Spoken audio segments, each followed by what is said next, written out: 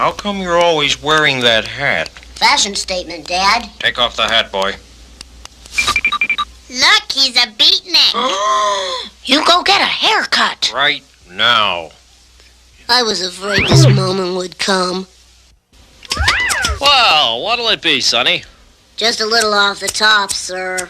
Sure thing. There you go.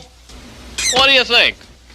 What the hell did you do to my head? Oh, that'll be $5, please. And here's the sucker.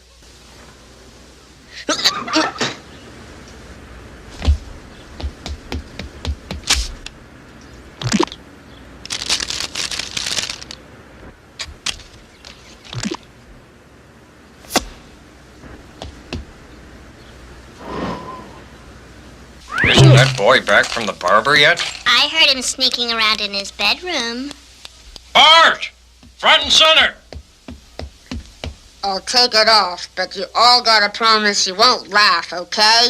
Promise? We promise.